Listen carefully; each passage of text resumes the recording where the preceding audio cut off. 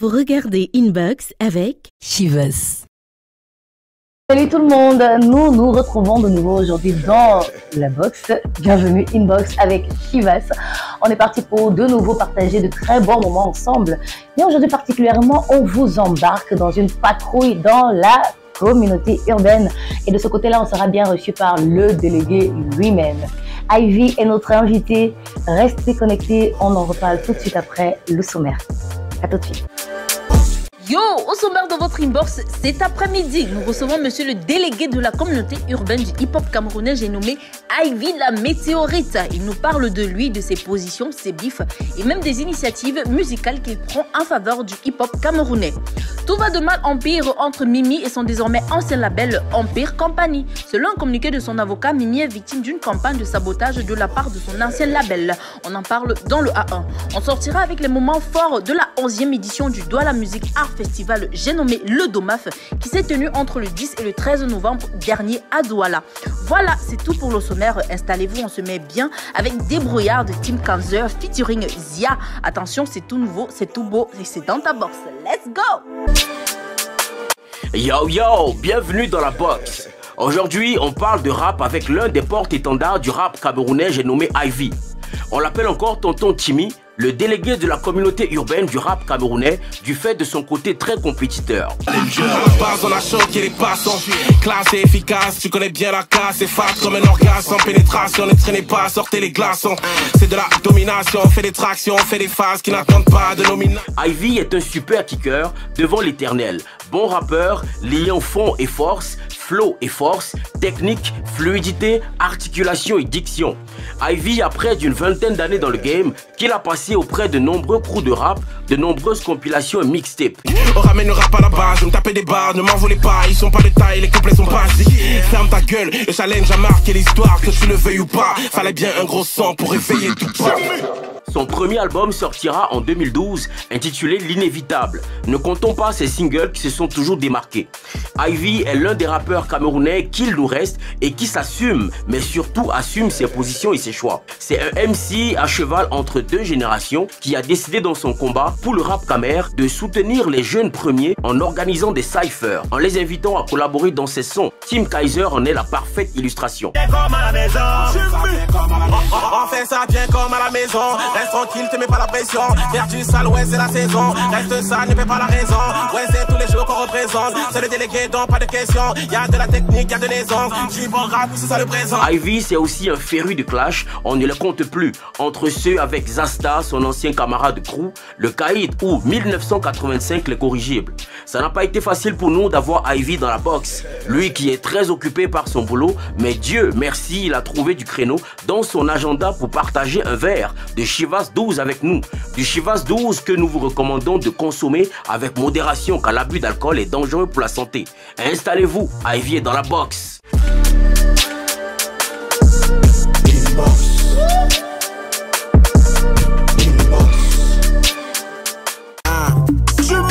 J'étais au calme, toujours dans mes wakas.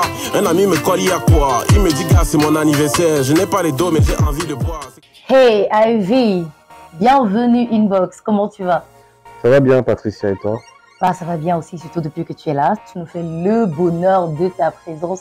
Et ben, nous en retour on peut juste au moins s'assurer de t'accueillir comme il se doit. Il y a du Chivas. Et comme à la maison, d'ailleurs tu es à la maison. Sers-toi ta convenance, il y a des glaçons aussi. Okay. C'est comme tu vois. Bon, on va faire ça. Exactement. Et dans quelques minutes, je pourrais te rejoindre pour qu'on enjoy ensemble. Mais il faut préciser à tout le monde que tu nous viens de Yaoundé. Le voyage n'a pas été trop long, ça va? Ça va. C'est vrai qu'il y a les radars en route et tout ça. Mais bon, c'est la prévention. Hein, donc, ouais, c'est pour notre sécurité. Ouais. Ok. Voilà, on nous regarde et beaucoup te regardent au quotidien. Et on te trouve assez présent sur les réseaux sociaux. Mais le rap pour toi, ce n'est qu'une passion. Il ne faut pas se fier à tout ce qu'on voit. Ouais. Tu es un mec plutôt bien occupé. Tu peux savoir quel taf t'occupe autant? Disons que je travaille dans une boîte de la place que je vais taire, voilà, dont je vais taire le nom, on va dire. Bon, on n'insiste pas. Voilà, mais je suis assez occupé justement et puis je suis dans le secteur portuaire, on va dire. D'accord. Voilà. En tout cas, big up pour ce que tu fais pour le mouvement, surtout pour la nouvelle génération. Mais est-ce qu'on pourrait s'attendre à l'avenir à un autre challenge comme celui de à la base? Ouais, pourquoi pas. Ouais, pourquoi pas. Les challenges, je pense que c'est une bonne chose. Ça donne l'opportunité à plusieurs artistes de s'exprimer, surtout les plus jeunes en fait. Oui. C'est par là aussi qu'on peut découvrir pas mal de talents. Exact. Alors, on sait que ce genre de challenge, tout comme celui de XFran et Loco, met en lumière justement les jeunes talents, comme tu es en train de le dire, et puis ça permet de les révéler un peu plus, parce que jusqu'ici, ils ont le talent, mais on ne sait pas qu'ils existent. Mais dis-moi, depuis ce challenge, est-ce que tu n'as pas décelé un jeune premier pour lui offrir une carrière, ou alors ton challenge, c'était juste pour le fun? Bah, disons que le challenge à la base, c'est pour la promotion d'un son. Okay. Voilà. Maintenant, le côté détection de talent, bien sûr qu'il y en a. Il y en a qui m'ont tapé dans l'œil. Et j'ai commencé à travailler notamment avec la jeune Lady Baby. Je pense que vous la connaissez très bien déjà. Donc, on essaie de voir comment est-ce qu'on peut développer ça. Ouais. Ouais. Bah, à côté, en plus peut-être de celle que tu viens d'évoquer, nous, on est conscient de ce que tu donnes quand même. Tu donnes la force aux jeunes rappeurs. Merci pour ça, bravo à toi. On peut citer notamment ta collaboration avec Tim Kaiser, ou la plus récente avec Stifler 90 et Sojip. Ouais. Bah, c'est quoi le truc? J'ai beaucoup aimé le délire de voler. Ouais. Et puis ton intervention en tant que femme, je crois que tu nous dois des excuses quand même. Hein. On parle pas de ramasser en tant que femme. Ramasser! Non, bon, ramasser, j'ai pas dit que j'ai ramassé. C'est-à-dire que je dis que je n'ai pas volé. Et ramasser n'est pas volé. C'est-à-dire que si je trouve une femme et je suis pas censé savoir qu'elle est mariée, tu vois. Voilà, donc... Mais elle n'est pas ramassée non plus. Non, non, je ramasse pas. Voilà. Que, voilà. Alors, à côté de ces collaborations avec les jeunes, il y a même ton programme de kick, Rapologie. Ouais. Et dans oui, en fait, justement, ça part de l'idée de faire découvrir de nouveaux talents. On disait tout à l'heure que les challenges, c'est important. Mais lorsqu'on fait des challenges, on se rend compte justement qu'il y a un problème de plateforme. Oui. Et qu'il y a beaucoup de jeunes qui profitent de cette plateforme-là pour s'exprimer. Alors, il est important, je pense, aujourd'hui de créer de nouveaux concepts, comme celui que nous avons mis sur pied qui s'appelle Kicker 237, et où on essaie justement de faire découvrir de nouveaux talents et de partager avec le public. D'accord. Donc voilà. Bah, dis-nous en plus sur la plateforme en question. Voilà, donc comment ça se passe, comment on se retrouve on fait une sorte de casting, c'est-à-dire qu'on demande aux rappeurs de nous contacter, on les écoute, et après on les programme pour l'émission. C'est-à-dire que chaque rappeur doit préparer une prestation, disons, de 2 à 3 minutes, et après il y a une série d'interviews, et voilà quoi. Est-ce qu'ils arrivent toujours droit dans leur botte? Parce que ça doit pas être facile de savoir qu'on va t'avoir en face parce que tu es alors un clasheur. Oui, oui. En fait, ça, j'ai ce problème-là parce que la plupart des rappeurs qui arrivent, souvent, ils sont un peu complexés. D'autant plus que c'est moi-même qui présente l'émission. Oui. Donc, et on sait que tu ne mâches pas tes mots. Voilà. Donc, moi, généralement, je tape sec. C'est-à-dire que si ça ne va pas, je te le dis direct, tu vois. Mais je pense qu'aujourd'hui, en tant que grand frère, on a ce devoir-là d'encadrer les plus jeunes. C'est-à-dire qu'on leur donne des conseils et puis on leur montre un peu comment il faut faire pour avoir une bonne prestation au final. D'accord. Ouais. Eh ben, je te permets le temps d'une pause de continuer de savourer ton Chivas. Justement, j'avais la soif. Ah ouais. À ta guise, hein. Enjoy. C'est une légère pause, mais je vais encore te reprendre là pour que tu lances la prochaine rubrique. C'est le A1. Ok. C'est à toi.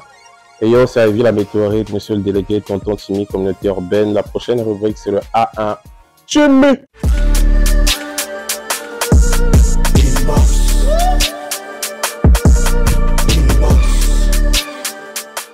Yo, tout de suite, le A1 de la semaine piqué sur le mur Facebook de Urban Bridge. D'ailleurs, on vous invite à vous abonner fort à cette page pour le A1 du Bled spécial, le récap de la semaine. Ça va du mal en pire entre Mimi et son désormais ex-label Empire Company. En effet, cette semaine, l'avocat de Mimi a diffusé un communiqué selon lequel l'artiste Mimi est victime d'une campagne de sabotage auprès des partenaires qui prennent l'initiative de contracter avec elle. Le dit communiqué mentionne aussi que le contrat entre Mimi et son ex-label est arrivé à expiration le 12 juillet 2022 et l'artiste n'a pas voulu reconduire le contrat pour plusieurs raisons.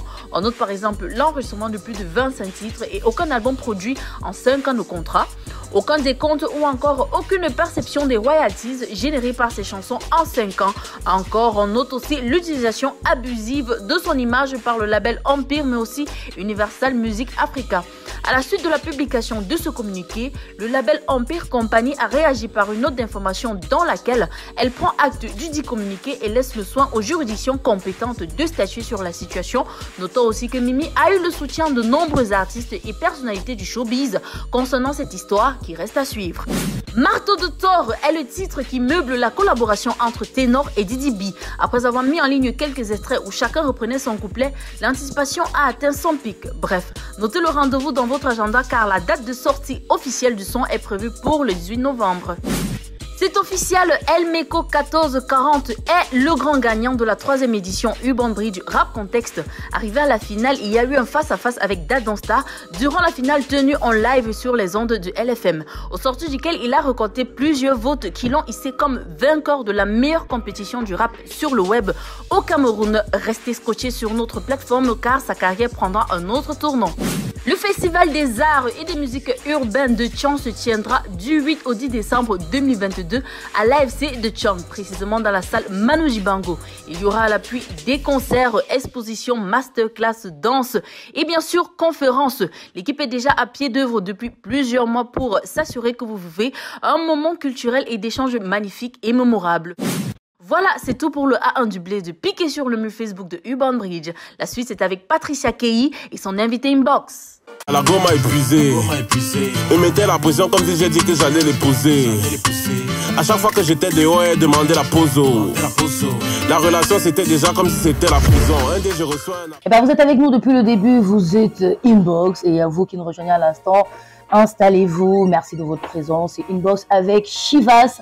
Et nous sommes toujours avec Ivy, la météorite de la communauté urbaine. Ça va bien toujours pour toi? Ça va bien, Patricia, et toi?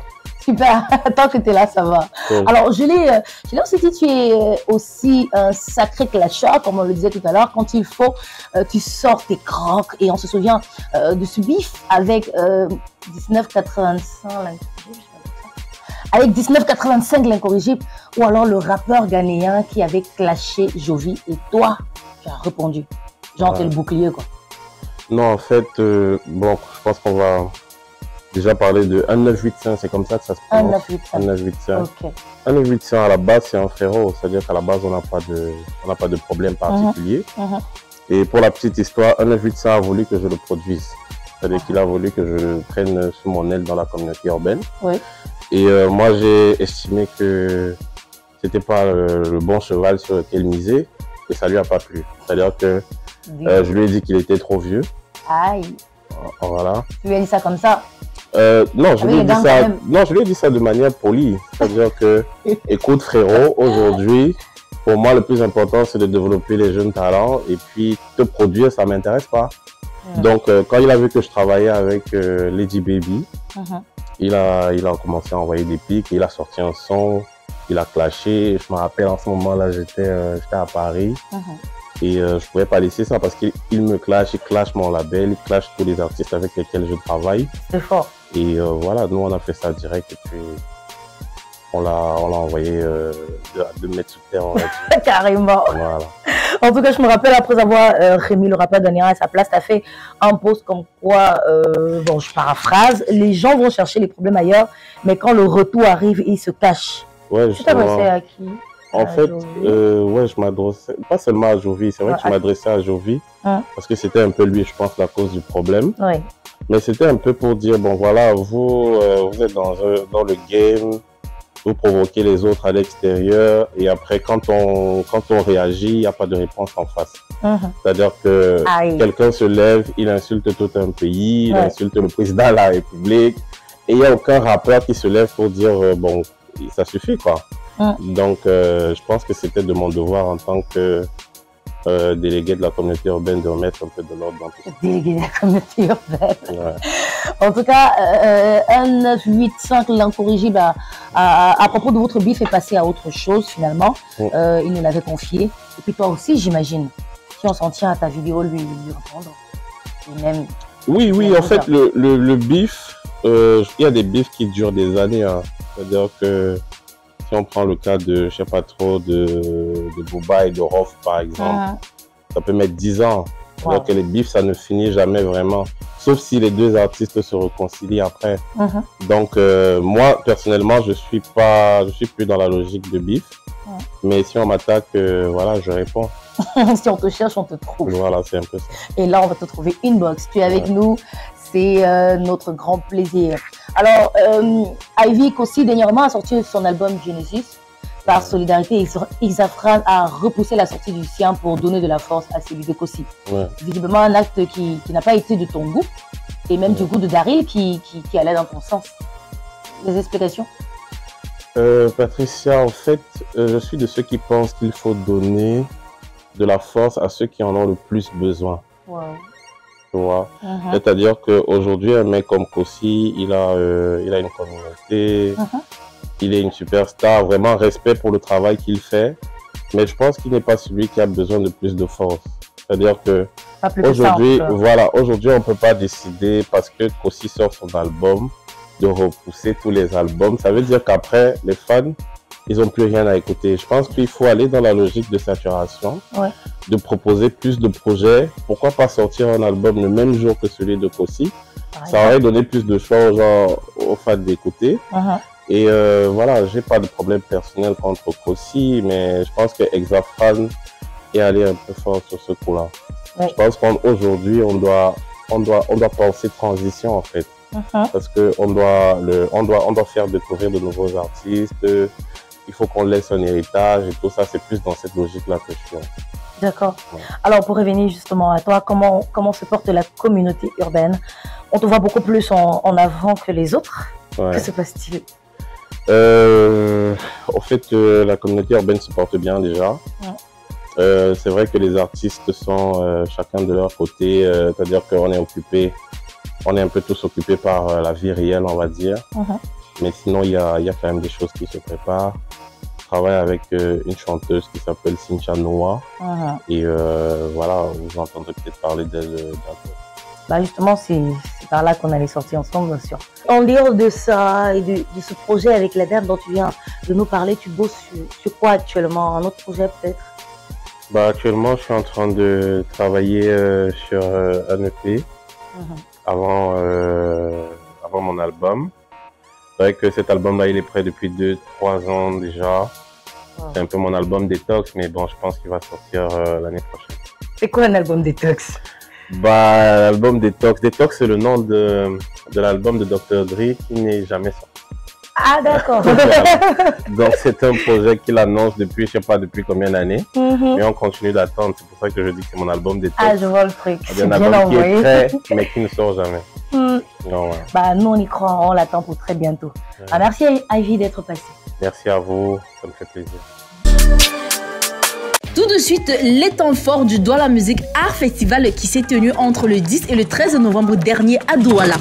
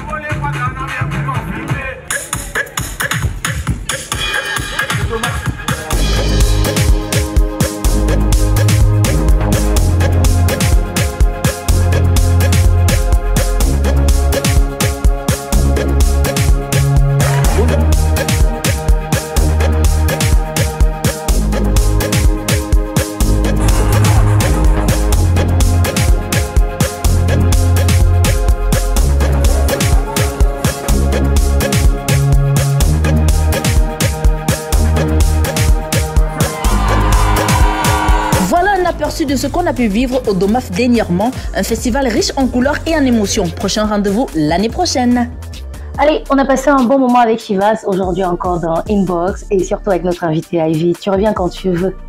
Bah, merci à Inbox, big up à toi Patricia, c'est un plaisir d'être là. Bah, surtout que vous nous recevez bien, Chivas et tout ça. Quoi. Bah, la tienne. Voilà. Et à la vôtre aussi à la maison, merci d'avoir été des nôtres encore aujourd'hui. On se retrouve très très bientôt.